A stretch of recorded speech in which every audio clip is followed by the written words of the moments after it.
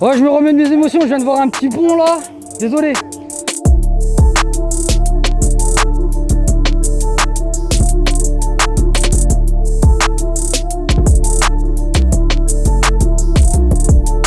Moi je me présente, c'est Andreas de la Team S3. Du coup, moi c'est Moss, Team S3. J'ai 27 ans, 27, 26. Entre 26 et 27. Alors bonjour, je m'appelle Samy Amanzougaren, manager de la Team S3 Freestyle. Footeur à la base, comme tous les footeurs, on essayait tous de faire le tour du monde. Après, j'ai eu de la chance d'être un peu, avoir un peu de facilité dans ce domaine-là, dans le freestyle. Du coup, j'avais vu une annonce sur internet où il y avait un battle de freestyle. Je me suis rendu à ce battle-là, ça s'est très bien passé pour moi. Et du coup, la semaine d'après, je faisais Bercy avec Sean Paul et pour l'Energy Music Tour avec tout plein d'artistes. Je crois que j'avais 16-17 ans. De la jalousie? Non, faut être honnête, c'est de la jalousie. En gros, j'ai vu, je faisais du foot. Et j'étais à un bon niveau, j'étais en 16 NAS et tout, genre vraiment ça joue au foot. Et j'ai vu une vidéo de Céane, Trocadéro, et là il fait des trucs. Je dis comment lui il peut faire ça avec un ballon et pas moi? Je dis non, c'est pas possible. Et du coup j'ai commencé à m'entraîner.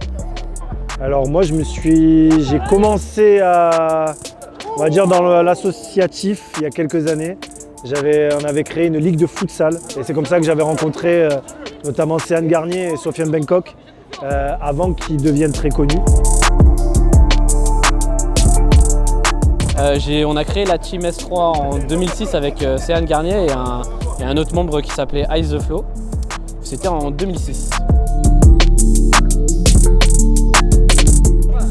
En soi, de base, la pratique elle est neuve, tu vois, il y avait personne.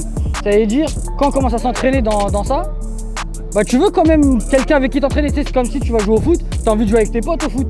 Tu vas faire du basket, tu veux jouer avec tes potes au basket. Mais dans le freestyle, il n'y avait pas de freestyler.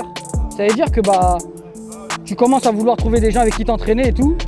Et tu as les mêmes relationnels, tu as les mêmes passions et tout. Et du coup, c'est cool. Il y a des petits ponts de tous les côtés. Ouais, c'est ça, et on partage les mêmes passions, tu vois. En gros, ce que je dois retenir entre ce qui se passait avant et maintenant, c'est qu'avant, on faisait énormément de shows. C'était pas reconnu, on s'amusait tous les jours dans le quartier, on était très jeunes et aujourd'hui on a pris de l'âge et on en a fait un métier. Aujourd'hui, le freestyle football, ce qu'on peut dire, c'est qu'il s'est créé ces dernières années avec les réseaux sociaux. C'est-à-dire que ce ne sont pas les médias mainstream qui ont mis la lumière sur les freestylers. Pour moi, c'est les deux, parce que c'est à la fois un sport, parce que c'est énormément physique, qu'on fait des matchs, il y a l'esprit de gagne vraiment. Quand on est un contre un comme ça, en train de jouer, on a vraiment envie de gagner, de mettre le petit pont, d'impressionner l'autre. Et du coup, on veut impressionner l'autre et c'est là où ça rentre le côté artistique. C'est que vraiment, c'est le beau geste, c'est le spectacle, c'est la beauté, donc c'est de l'art pour moi. Vous avez des sortes d'artistes, talents, sportifs, athlètes hybrides, influenceurs. Ils sont un petit peu tout. Tu vois là par exemple, ça fait, à cause du Covid, ça fait peut-être quoi? Ça fait environ un an que je me suis pas entraîné réellement. Là on a fait des passages, je suis KO. C'est du sport, c'est du sport. Là je suis KO là. Il y en a plein en fait. Peut-être les Maldives, je sais pas.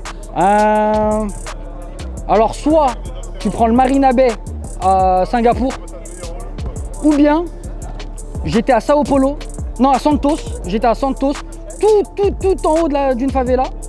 Il y avait une sorte d'église et juste à côté un terrain de foot. Il y avait les typeux, ils étaient pieds nus avec un ballon déchiqueté et tout ça, mais tu avais une vue sur tout Santos et c'était incroyable.